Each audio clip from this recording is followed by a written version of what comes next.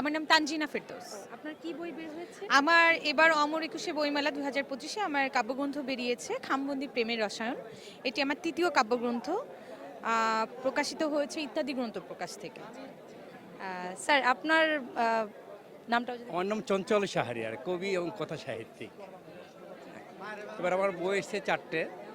অন্বেষা প্রকাশনা আমার উপন্যাস নিয়ে এসেছে, মন শুধু মন ছুঁয়েছে। আর শিখা প্রকাশনে একটা উপন্যাস নিয়ে এসেছে, আফসানা ভেসে যায় ফাগুন হয়। আর জিনিয়াস প্রকাশনে ওরা একটা উপন্যাস নিয়ে এসেছে, উপন্যাসের নাম ভালোবাসবে তো, কাছে থাকবে তো। আর নন্দিত প্রকাশনে এসেছে আমার একটা কবিতার বই, মায়া বিপ্রহরে শুধু তোমার মুখটা মনে পড়ে। আপনার যে বইটি তার একটু বিস্তারিত যদি বলতেন। ওই আমার ধরেন অন্বেষা যারা যেটা করছে মন শুধু মন ছুঁয়েছে, ওটা প্রেমের উপন্যাস, কিন্তু প্রেমের উপন্যাসের ভিতরেও এবারে জুলাই বিপ্লবের কথা ওখানে নিয়ে এসেছি আমি। আমাদের মুক্তিযুদ্ধের কথা, আমাদের স্বাধীনতার কথা, এই বিষয়গুলো ওখানে এসেছে। রুহুল আমিন যে এই জুলাই বিপ্লবের জন্য এসে রাজপথে রক্তদান করছে, এই বিষয়গুলো এসেছে। আবু সাইদের কথা ওখানে এসেছে, অন্যান্য বিষয়গুলো এসেছে। ধন্যবাদ। যেহেতু প্রেমের কথাই বললেন, তো আজ তো ভালোবাসা দিবস, তো এই নিয়ে আপনার মন্তব্য কি? এমনি করে ভালোবাসা দিবসে ভালোবাসা জরুরি। আমার সবচেয়ে বইমেলায় এসে ভালো লাগে, আমি দীর্ঘকাল ধরে বইমেলায় আসি, ভালো লাগে যে তারুণ্যের উচ্ছ্বাস, ভালোবাসার প্রতি মানুষের টান, এটা ভালো লাগে। এই কারণে আমার বোনাই যেটা জিনিয়াস পাবলিকেশন করছে, ভালোবাসবে তো, কাছে থাকবে তো, ব্যাপক বিক্রি হচ্ছে ওটা আমার। এবার আফসানা ভেসে যায় ফাগুন হয়। আজকে ভালোবাসা দিবসে মানুষের এই যে ভালোবাসা, মানুষের যে টান, এই যে মায়া মমতা, আমার ভীষণ ভালো লাগছে। খুব উচ্ছ্বাসে ভরা দিন।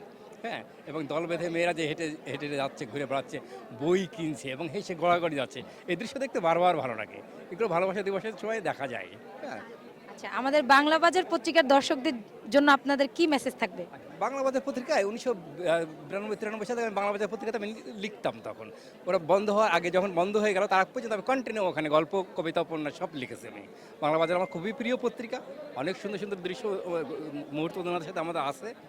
আর আপনারা যে আমি গতকালকে আমি বাংলা বাজার পত্রিকা কিনেছি মালিবাগ থেকে। হ্যাঁ, এবং আপনারা যে আয়োজনটা করছেন, এটা আমার ভীষণ ভালো লাগছে। বাংলা বাজারের জয়যাত্রা এগিয়ে যাক, আরও সুন্দর হোক, এই আশা করি আমি। এখন আমরা আপুর সাথে কথা বলবো। আপু, আপনার ভালোবাসা দিবস বা ফাল্গুনকে ঘিরে কিছু মন্তব্য। ভালোবাসা দিবস বলতে আসলে এটা উচিত না যে ভালোবাসার জন্য শুধুমাত্র একটা দিন উদযাপন করতে হবে। ভালোবাসা দিবস প্রতিদিনেরই হতে পারে। আর ফাগুন নিয়ে এক্সাইটমেন্ট আসলেই আছে।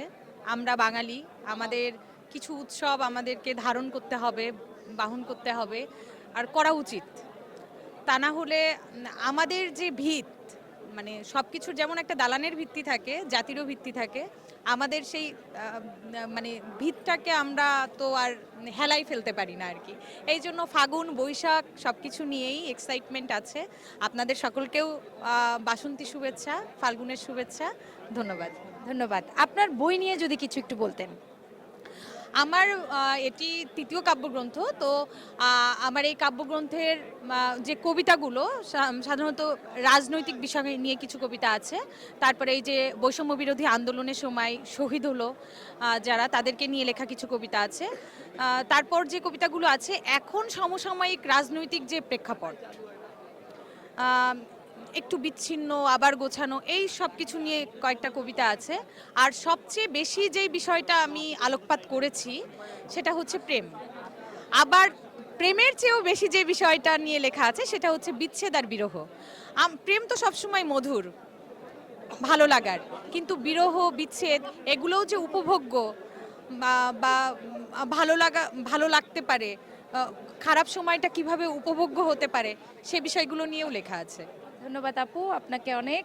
আর হচ্ছে আমাদের বাংলা বাজার পত্রিকার সবার জন্য একটা মেসেজ।